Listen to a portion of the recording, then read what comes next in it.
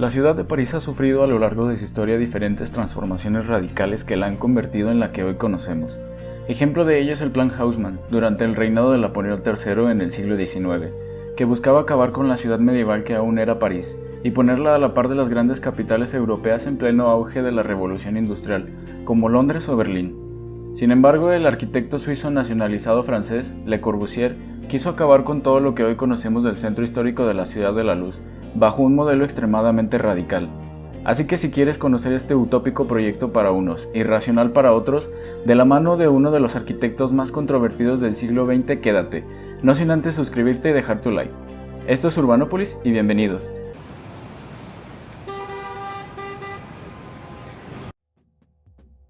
Le Corbusier fue un arquitecto y teórico que se encargó de revolucionar estas disciplinas durante el siglo XX, y es también el padre de la arquitectura racionalista, mejor conocida como movimiento modernista. Aunque suizo de nacimiento, se estableció en París en 1917 a sus 30 años, y se nacionalizó francés en 1930. En 1922 se asoció con su primo el ingeniero Pierre Jeanneret, en el que se abrió un estudio en París, y realizó la mayoría de sus obras hasta 1940, año en que se separaron. Además de como arquitecto, Le Corbusier destacó como urbanista, y a lo largo de su carrera desarrolló numerosos proyectos urbanísticos.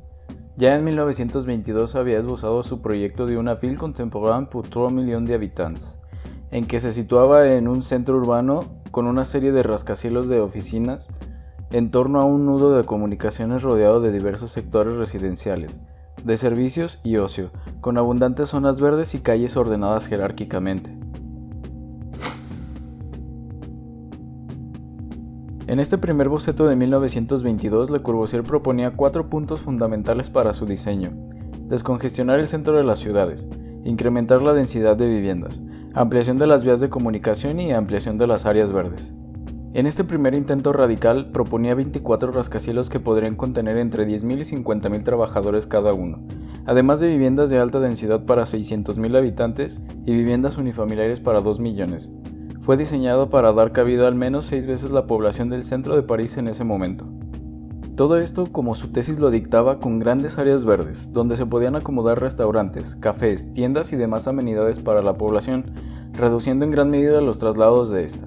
Sin embargo, este proyecto no pasó más que del concepto y aún no estaba ambientado en París, aunque sí inspirado, y no fue hasta 1925 cuando propone uno de sus mayores proyectos, el Plan Voisin.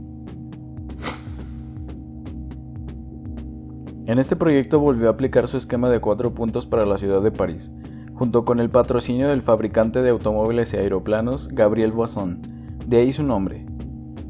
Lo presentó en el pabellón del Spirit Nouveau, una revista francesa de arte de la época, que había construido para la Exposición de Artes Decorativas de 1925 en París. Las premisas fundamentales del proyecto eran la funcionalidad higienista, proporcionar una correcta insolación y ventilación a las viviendas, la gran cantidad de zonas verdes, sistemas eficaces de vivienda colectiva y facilitar la circulación. Una ciudad hecha para la velocidad es una ciudad hecha para el éxito, aseguraba el mismo Le Corbusier. Para él, el centro urbano de París estaba demasiado congestionado, era pequeño y viejo y se había quedado obsoleto ante la irrupción del intenso tráfico rodado que el incipiente siglo XX estaba produciendo. La ciudad había quedado anclada, era una reliquia medieval y se necesitaban racionalizar los espacios, pensamiento que París ya había vivido bajo las reformas de Haussmann.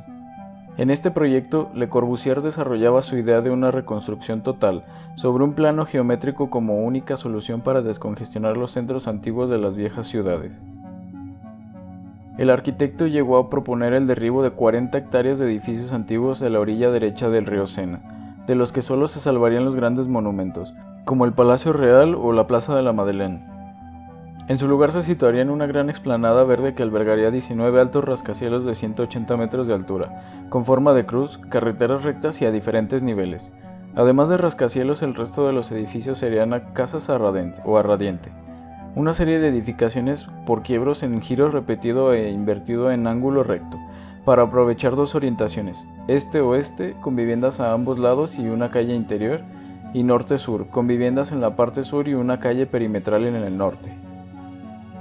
Los edificios serían de 11 pisos y 400 metros de pasaje, separados 200 metros unos de otros, y una aberrante autopista recorrería de este a oeste la capital. Tanto los edificios como las autopistas estarían elevados sobre pilotes, otra de las grandes innovaciones del arquitecto, y dejarían la parte inferior para zonas verdes y servicios comunitarios. Si bien este plan fue el más serio de todos, no vio la luz debido a su extensa crítica y fue hasta 1930 cuando reformuló sus ideas en su último y gran utópico proyecto, la Ville Radieux. De acuerdo con los ideales modernistas de progreso que alentaron la aniquilación de la tradición, la ciudad radiante debía de concebirse en una pizarra en blanco. Se iba a construir sobre las ciudades europeas que habían sido destruidas en la guerra. La nueva ciudad estaría compuesta por idénticos rascacielos prefabricados de alta densidad, distribuidos en una amplia zona verde y dispuestos en una cuadrícula cartesiana, permitiendo que la ciudad funcionara como una máquina de vivir, al igual que sus últimos dos proyectos. Le Corbusier lo explicaba: la ciudad de hoy es una cosa moribunda porque su planificación no está en la proporción de una cuarta geométrica. El resultado de un verdadero layout geométrico es la repetición. El resultado de la repetición es un estándar, la forma perfecta. Realmente el diseño de este proyecto es muy similar a sus predecesores, con la particularidad de que tal y como lo hizo con la villa contemporánea, era un diseño que proponía adaptar a cualquier lugar. Y aunque la propuesta de la Villa Radiante se presentó por primera vez para el centro de París, Le Corbusier la propuso también para adaptarlo a otros lugares, como en Algiers en Argelia, Barcelona en España, Buenos Aires en Argentina y São Paulo en Brasil. Aunque radical, estricta y casi totalitaria en su orden de simetría y normalización, los principios propuestos por Le Corbusier tenían una gran influencia en la planificación urbana moderna, y llevaron al desarrollo de nuevas tipologías de vivienda de alta densidad. Es de esta manera como Le Corbusier buscaba la redefinición del urbanismo bajo su movimiento modernista. Aunque nunca fue puesto en práctica bajo sus primeros proyectos, sí su planteamiento inspiró muchas de las realizaciones urbanísticas de los años 50 y 60. De hecho, dos de los grandes ejemplos entre muchos otros son el conjunto urbano Nonoalco-Tlatelolco en la Ciudad de México, donde el arquitecto Mario Pani dejó en claro la inspiración en el diseño de los grandes bloques de apartamentos.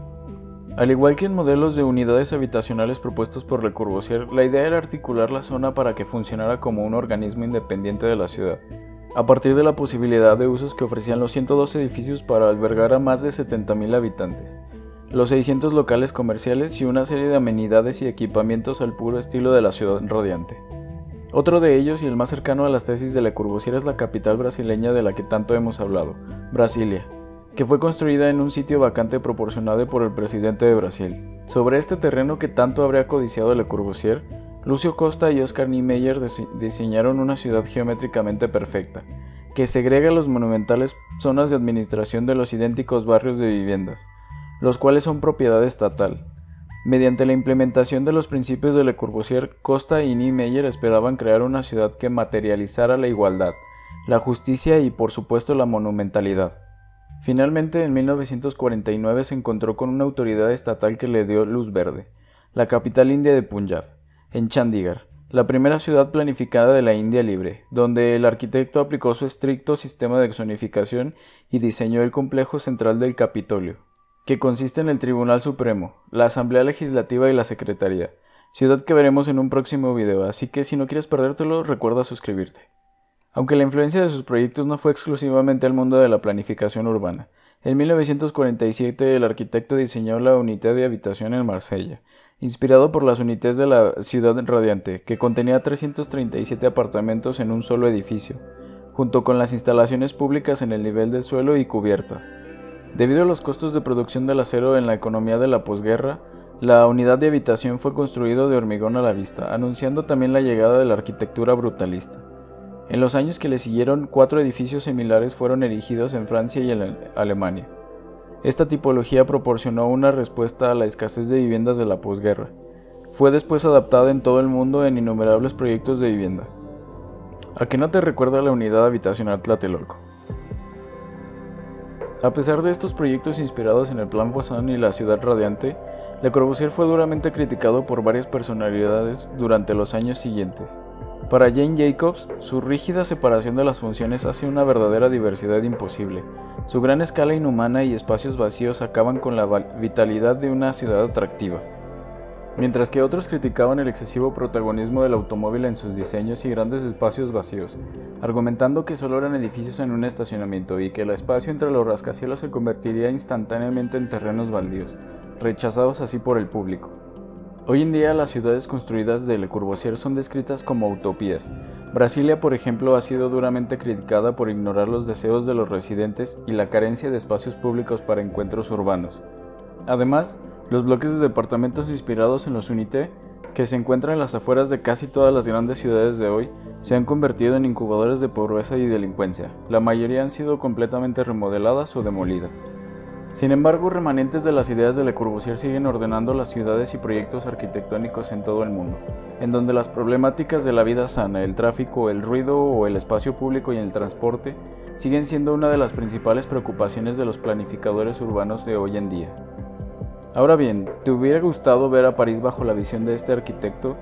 ¿Crees que sus soluciones sigan siendo las mejores para las ciudades de hoy? Comenta lo que quieras y recuerda dejar tu like y suscribirte si te ha gustado el video. Hasta la próxima.